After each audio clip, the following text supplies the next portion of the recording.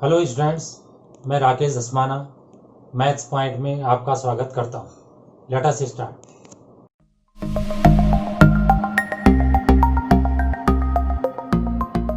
Mathematics class 12th में देखिए exercise 7.2 integrate the functions in exercises 1 to 37। तो जैसे किसी भी क्वेश्चन का इंटीग्रेशन करना है, मान लीजिए कि ये दूसरे का ही करना है, तो इसमें इंटीग्रल का साइन बनाया जाएगा और पीछे dx लिखा जाएगा। इसके बदले यहाँ ऊपर लिखा है उन्होंने integrate the function. Anyway, integral x³ - 1 whole power 1/3 x⁵ dx। तो इसमें आप देख रहे होंगे कि यहाँ पे 3 पावर है, यहाँ पे 5 पावर है। तो इसकी 5 पावर को 3 अलग कर दिया, 2 अलग कर दिया। अब जो है ये जो ब्रैकेट के अंदर है x³ - 1 उसे t मान लिया। x³ का डिफरेंशिएशन 3x² dx हो गया इक्वल dt। अभी जो 3 इंटू में है यहाँ अपॉन में आ जाएगा। तो जो x² dx है वो इसके जैसे है, तो इतने को हम dt/3 लिख देंगे। तो ये dt है, 3 बाहर लिखा है। अब ये जो x³ है, x³ को यहाँ से 1 + t लिख सकते हैं या t + 1 लिख सकते हैं, तो ये वाला भी हो गया। और ये जो ब्रैकेट के अंदर है उसे t लिखा है, तो t की पावर 1/3 हो गई। तो पूरा क्वेश्चन अब t में बन गया है। इंडिपेंडेंट वेरिएबल पहले x था, अब t हो गया है। इसको क्या करा गया है वो मैं पढ़ के सुनाता हूँ। By changing the independent variable x to t by substituting x² - 1 = t। Anyway, अब ये ब्रैकेट ओपन कर लिया तो t की पावर जुड़ जाएगी और यहाँ पे यही आ जाएगा। 3 × 1 = 3 और 1 4/3 हो गया, ये सेम आ गया। अब इसमें x⁴n या t की पावर n लगा दिया, तो ऊपर पावर 1 ज़्यादा हो जाएगी, वैसे ही नीचे आ जाएगा। इसमें 1/3 पावर है तो एक और बढ़ जाएगी और उतना ही नीचे आ जाएगा। Since integral x⁴n dx equals x⁴n + 1/n + 1 n + 1 ≠ = 0। फिर ये 4/3 और 1 जो है 7/3 हो गया, वो वैसे ही नीचे हो गया, दूसरा वाला वैसे आ गया। अब ये 7/3 ऊपर जाके 3/7 होगा तो 3 कैंसिल आउट, और ये 3/4 होगा तो 3 once again cancel out, plus c। अब दोनों में t की वैल्यू रख दी ऊपर से x³ - 1, तो ये आपका रिजल्ट हो गया, where c is a constant. Next question देखिए, integral x² / 2 + 3x³ whole cube dx। तो ये जो अंदर लिखा है उसको हम इंटीग्रैंड बोलते हैं।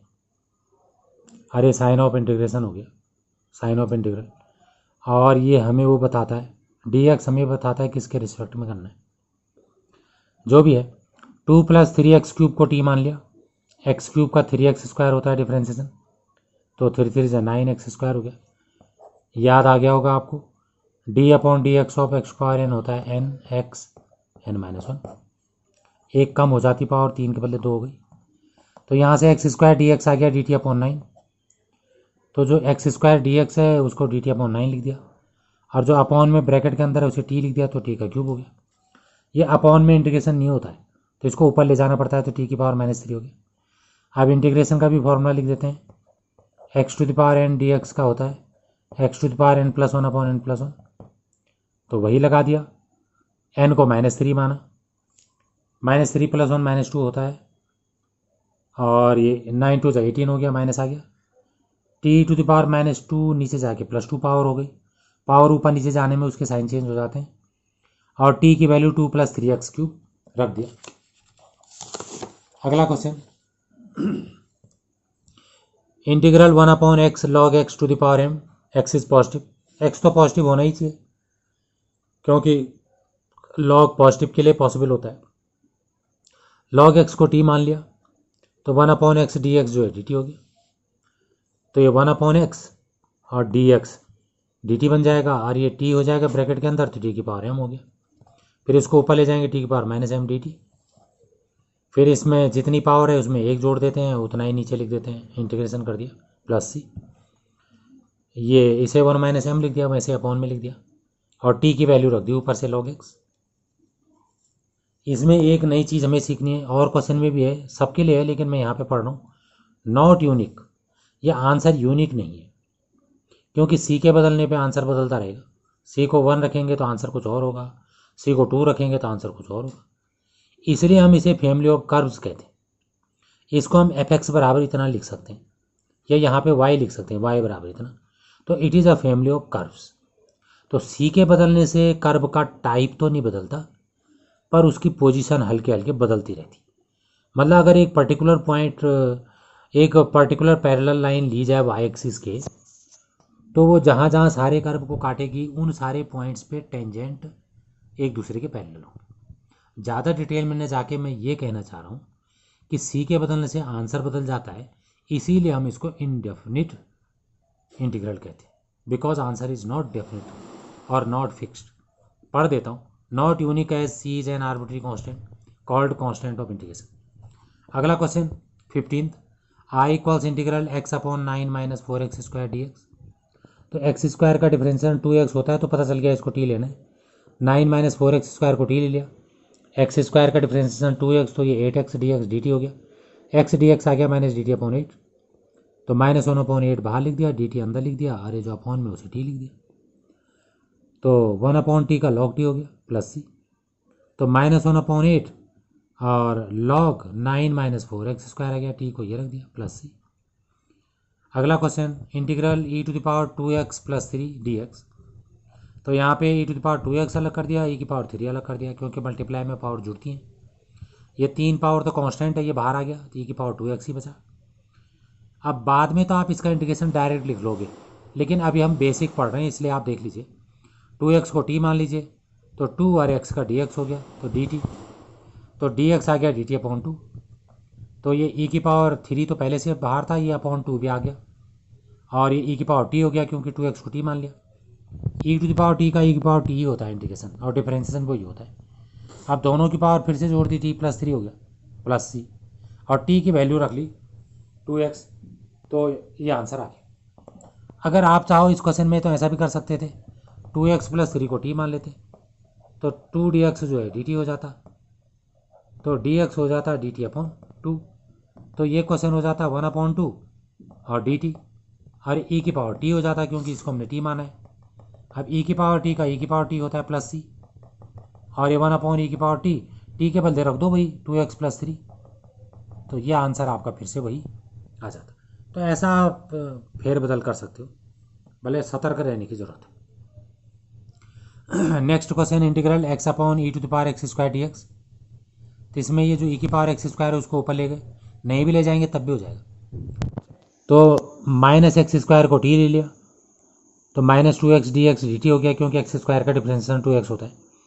तो x dx हो गया माइनस dt अपॉन 2, तो x dx के बदले माइनस dt अपॉन 2 रख दिया, ये माइनस हाफ बाहर है, dt अंदर है, और ये हो गया e की पावर t का e की पावर t होता है, और t की वैल्यू माइनस एक्स स्क्वायर रख दी, तो आंसर आ गया। लेकिन आप इसमें ऐसा भी कर सकते हैं कि अगर केवल एक्स स्क्वायर को t मानेंगे तो फिर माइनस एडजस्ट करके अपने आप ही आ जाएगा, या अपॉन में रखेंगे तब भी आ जाएगा।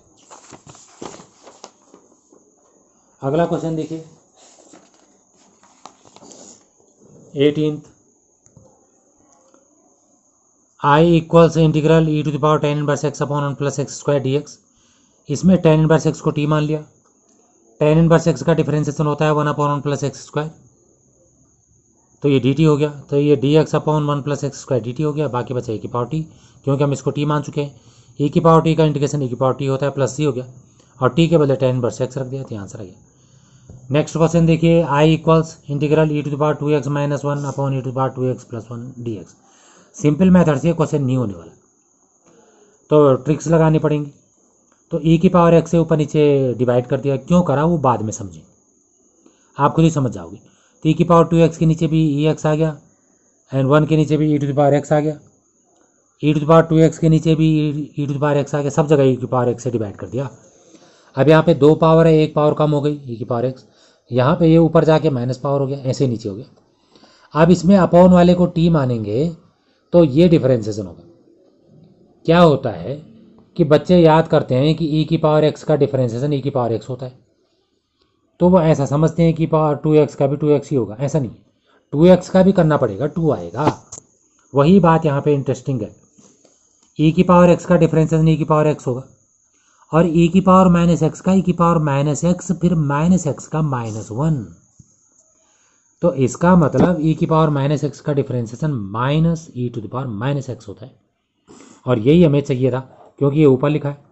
तो ये ऊपर वाला जो है डी टी बन गया, नीचे वाला टी बन गया, तो डी टी अपॉन टी का लॉग टी हो गया, और टी की वैल्यू हमने पुट कर दी, ई की पावर एक्स प्लस ई की पावर माइनस एक्स रख दिया, तो ये आपका आंसर आ गया। अगला क्वेश्चन भी वही है जो अभी करा, e to the power 2x minus e to the power minus 2x upon e to the power 2x plus e to the power minus 2x, उससे मिलता जुलता है। ये जो अपॉन में उसे टी मान लिया, तो ई की पावर 2x का डिफरेंशियल ई की पावर 2x और 2x का 2, e to the power minus 2x का e to the power minus 2x और माइनस 2x का माइनस 2, 2 कॉमन ले लिया और 2 को दूसरी तरफ ले गए, तो ये जो बाकी बचा वो वही है जो ऊपर है, e to the power 2x minus e to the power minus 2x, तो dx ये dt अपॉन 2 हो गया, तो dt ये लिखा है 2 ये लिखा है, नीचे वाला t हो गया, dt अपॉन टी का लॉग टी होता है, मॉड लगा दिया यहाँ पे और प्लस सी। इसमें अगर आप मॉड नहीं भी लगाओगे तो ये तब भी सही माना जाएगा क्योंकि ये जो ब्रैकेट के अंदर है वो पॉजिटिव है। अब जो है integral ten square 2x minus 3 dx है, तो इसमें 2x माइनस 3 को t मान लिया, तो 2 dx जो है dt हो गया, तो dx आ गया dt अपॉन 2, तो dx dt अपॉन 2 लिख दिया, या टेन स्क्वायर टी हो गया। टेन स्क्वायर टी का इंटीग्रेशन आता ही नहीं हमें, तो फिर 1 प्लस टेन स्क्वायर टी बराबर सेक स्क्वायर टी होता है, 10th में पढ़ा है, तो यहाँ से टेन स्क्वायर टी को लिख देंगे सेक स्क्वायर टी माइनस 1 लिख दिया, और सेक स्क्वायर का इंटीग्रेशन 10 होता है और 1 का टी होता है अगर टी के रिस्पेक्ट में कर रहे हैं, प्लस यहाँ पे सी लिखा है, C1 क्यों लिखा है वो मैं बाद में बताऊँगा। अब जो है टी के बदले 2x माइनस 3 रख दिया, तो ये पहला वाला हो गया 1/2 टेन 2x माइनस 3, और ये 2x से 2 कट गया तो माइनस एक्स बचा, और जो यहाँ पे 3/2 है C1 है, C1 प्लस 3/2 है, उसको मैंने C मान दिया, इसलिए मैंने यहाँ C1 लिखा था। इसका मतलब इंटीग्रेशन में जो लास्ट आंसर होता है अगर उसमें 2-3 कांस्टेंट आ रहे हैं तो उनको इकट्ठा कर देना चाहिए। अगला question, integral sec square 7 minus 4x dx, 7 minus 4x को t मान लिया, तो ये माइनस 4 dx dt हो गया, तो dx बराबर आ गया dt अपॉन 4, तो ये इसमें रख दिया minus dt upon 4, minus 1/4 dt, और ये सेक स्क्वायर टी हो गया, माइनस 1/4 बाहर कर दिया, सेक स्क्वायर टी का 10t होता है, टी की वैल्यू रख दी तो आंसर आ गया। Next question, integral sine inverse x upon root 1 minus x square D x, तो साइन इनवर्स एक्स को टी मान लिया, साइन इनवर्स एक्स का differentiation 1/√1 minus x square D x d t, तो ये दोनों मिलके डी टी बन गए और ये टी हो गया। अब ये स्टैंडर्ड फॉर्म में आ गया जिसका हम डायरेक्ट इंटीग्रेशन कर सकते हैं, ये मैंने लिखा है which is in standard form, तो सब्स्टिट्यूट करके हम हमेशा स्टैंडर्ड फॉर्म में लाने की कोशिश कर रहे हैं। टी की वैल्यू रख दी साइन इनवर्स एक्स, तो ये आंसर आ गया। अगला क्वेश्चन देखिए, integral 2 cos x minus 3 sine x d x upon 6 cos x plus 4 sine x, नीचे 2 कॉमन ले लिया, अब जो नीचे है 3 cos x plus 2 sine x उसे t मान लिया, cos x का डिफरेंशिएशन माइनस साइन एक्स का cos x का dx dt, तो ये 2 cos x minus 3 sine x dx dt हो गया, तो ये जो ऊपर लिखा है वो t बन गया, dt बन गया, dt अपॉन 2 बन गया क्योंकि 2 तो पहले से था, dt बन गया, और नीचे वाला t हो गया, तो dt अपॉन टी का लॉग टी हो गया, और वैल्यू पुट कर दी टी की, तो ये आंसर आ गया। अगला क्वेश्चन देखिए, integral 1/cos square x 1 minus ten x whole square D x, ten और कॉस स्क्वायर दिखे तो कॉस स्क्वायर को सेक स्क्वायर में बदल देना चाहिए क्योंकि टेन का डिफरेंशिएशन सेक स्क्वायर होता है।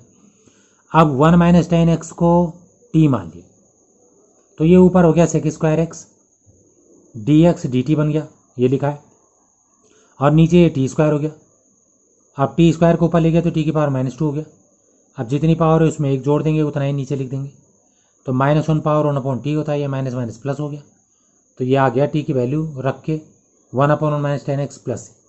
कभी कभी क्या होता है कि हम अगर कुछ गलत चीज़ को टी मान लेते हैं, मान लो कि हमने इस पूरे ब्रैकेट को टी नहीं माना और केवल 10 को टी माना, थोड़ी देर के लिए मान लीजिए 10 को अगर टी मानेंगे तो ये ऊपर तो dt बन जाएगा पर नीचे 1 माइनस टी का होल स्क्वायर बन जाएगा, फिर इस पर दोबारा मेहनत करनी पड़ेगी, तो इसलिए मैंने ऐसा नहीं माना। ऐसा नहीं है कि होगा नहीं, लेकिन लेंथी हो जाएगा। थैंक्स। अगर आपको वीडियो पसंद आई हो तो इसे लाइक करें, शेयर करें, सब्सक्राइब करें, और लेटेस्ट वीडियो जानने के लिए बेल आइकन को प्रेस करें। और अगर आपका कोई डाउट हो तो फीडबैक में मुझे शेयर करें। थैंक्स।